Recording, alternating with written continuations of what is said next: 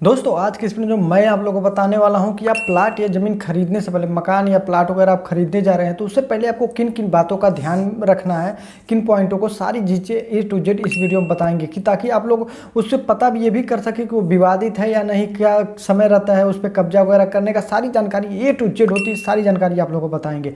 तो नमस्कार दोस्तों, मेरा नाम अमित यादव, स्वागत करता हूँ अपनी यूट्यूब चैनल टेक्निकल मूव में। दोस्तों अगर आप हमारे चैनल पर नए हैं और अभी तक आप हमारे चैनल को सब्सक्राइब नहीं किए, चैनल को सब्सक्राइब करके बेल आइकन घंटी को दबा के ऑल पे क्लिक कर लीजिए ताकि जब भी हम वीडियो अपलोड करें आप लोगों को वीडियो का नोटिफिकेशन सबसे पहले मिल सके। चलिए वीडियो को शुरू करते हैं और ले चलते हैं आपको अपने कंप्यूटर स्क्रीन पे।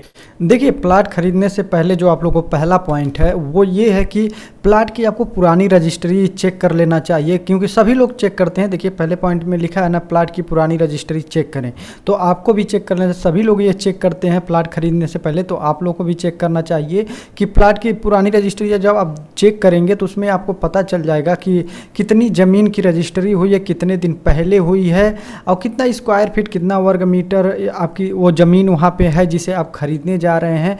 तो वहाँ रजिस्ट्री में सारी चीज़ें लिखा रहता है, तो जितना आप लोग को रजिस्ट्री में लिखा हो उतनी ही आपको ज़मीन खरीदनी है, उससे ज़्यादा आप लोग को ज़मीन नहीं खरीदनी है, ठीक है। तो जितनी जितनी ज़मीन वहाँ पे उसमें रजिस्ट्री में हो उतनी आप लोग ज़मीन खरीदिए। और रजिस्ट्री से भी पता चल जाता है किसके नाम से ज़मीन है, सारी चीज़ें इसमें आप लोग को पता चल जाता है। तो आप लोग जल्दबाजी में ये ना करें कि ज़मीन वो अगला बेच रहा है, हमें खरीदना है, जल्द चल के हम खरीद लें, तो ये चीज़ें आप लोग को नहीं करना है।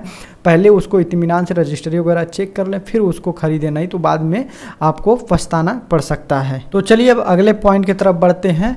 देखिए, जो अगला पॉइंट ये है कि ऑनलाइन हुई रजिस्ट्री चेक करें ताकि सही जानकारी आप लोग को मिल सके, ठीक है। तो आप लोग को ऑनलाइन रजिस्ट्री आप लोग चेक कर लेते हैं तो बहुत ही अच्छा है। ऑनलाइन आप चेक कर लेंगे तो वो आप लोग को वहाँ पे पता चल जाएगा किसके नाम से ज़मीन है, कितने दिन पहले ऑनलाइन ये शो होना स्टार्ट हुआ है। ऑनलाइन देखिए, ऑनलाइन कितने दिन पहले आप ये रजिस्ट्री शो होना स्टार्ट हुआ है, सारी जानकारी आप लोग को ऑनलाइन मिल जाती है। अगर आप लोग ऑनलाइन चेक कर लेते हैं तो ज़्यादा बेटर रहता है। तो अगर मान लीजिए बहुत पुरानी रजिस्ट्री हुई है तो वो हो सकता है, मतलब 6-7 साल पहले रजिस्ट्री हुई है तो हो सकता है वहाँ पे वो ना शो हो, ठीक है। तो वहाँ पे वो शो ना हो, तो ये हो सकता है। तो आप लोग अगर पहले 4-5 साल पहले, मतलब 6-7 साल बाद पहले हुआ है या बाद का हुआ तो अब बाद का तो हो सकता है दिखाए और पुराना वाला हो सकता है ना दिखाए। चलिए अब अगले पॉइंट की तरफ बढ़ते हैं। तो देखिए, जो अगला पॉइंट है वास्तविक कब्जा देखें, मतलब आपको उस ज़मीन जो आप प्लाट लेने जा रहे हैं उसका आप लोग को वास्तविक कब्जा देखना है। इसलिए देखना है कि उस पर वास्तविक कब्जा किसका है, ठीक है। उस पर वास्तविक कब्जा किसका है ये चीज़ें आप लोग को क्लियर हो जाएगी।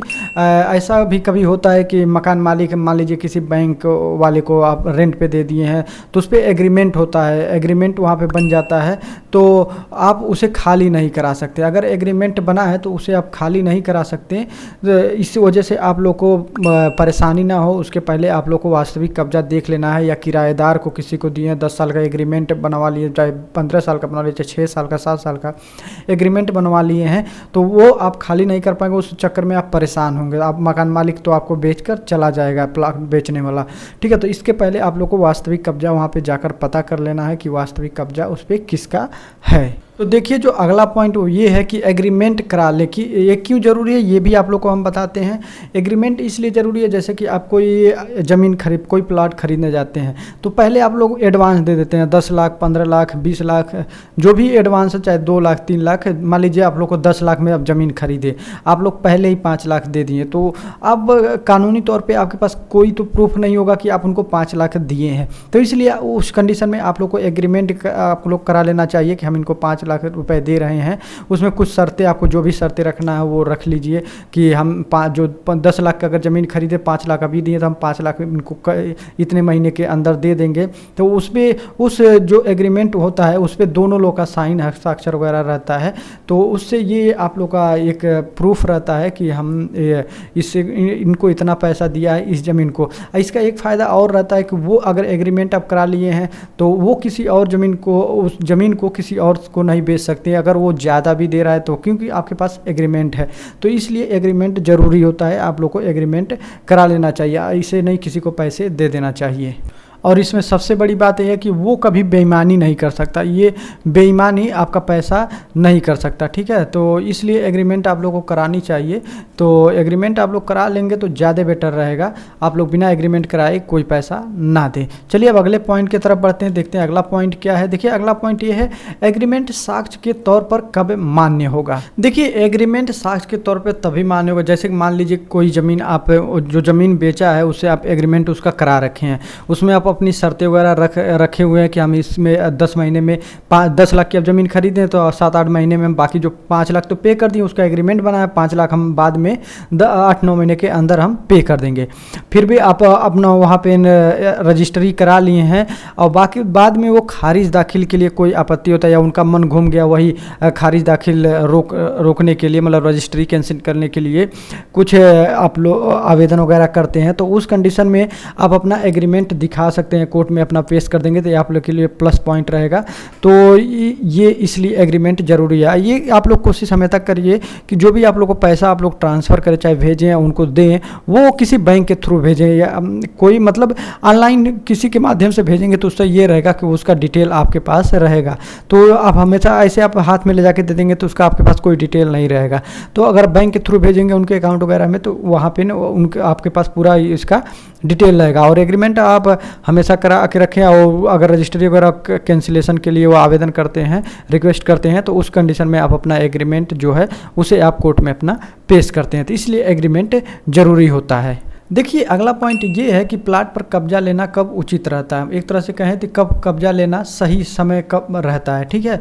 तो मैं आप लोगों को बता दूं, जैसे कि आप 10 लाख का कोई प्लाट खरीदे हैं तो उसमें आप लोग को बताएं कि 5 लाख, अगर आप 5 लाख रुपए पे कर रहे हैं, ठीक है, आप 5 लाख रुपए पे कर रहे हैं, तो वहाँ पे न आप उस कंडीशन में आप उनसे ये कहिए कि हम आपको 5 लाख रुपए दे रहे हैं, तो हम उस पर कुछ कंस्ट्रक्शन का काम कराएंगे, कुछ कंस्ट्रक्शन का काम कराएंगे।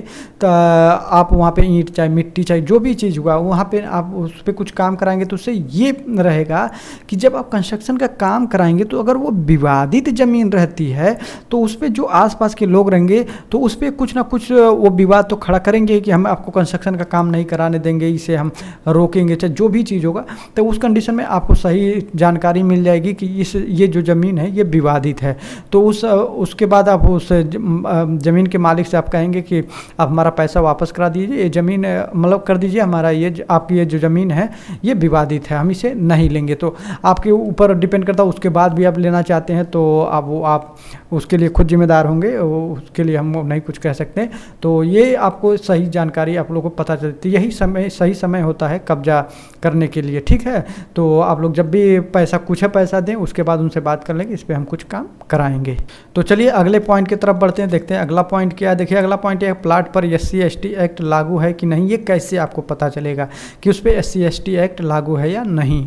तो ये चीज़ें बहुत लोग हमसे पूछे हैं, तो मैं आप लोगों को बताता हूँ कि SC/ST जो एक्ट होता है, जो SC/ST एक्ट होता है, वो अब जो प्लाट वगैरह होते हैं, जो आबादी की ज़मीन होती है, उस पे नहीं लागू होता है, उस पे लागू नहीं होता है, ठीक है, उस पे लागू नहीं होता है।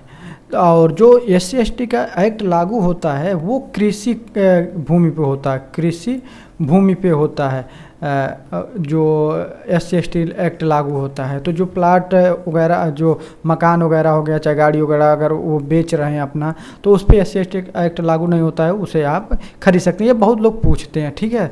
तो यही इतने पॉइंट थे, तो आप लोग को बताना हम जरूरी समझें। आई होप आप लोग को ये वीडियो बहुत ज़्यादा पसंद है। अगर वीडियो पसंद है तो वीडियो को लाइक करिए, दोस्तों ज़्यादा से शेयर करिए और कमेंट करके जरूर बताएं कि वीडियो कैसी लगी। हम मिलते हैं नेक्स्ट वीडियो नई जानकारी के साथ, तब के लिए बाय बाय।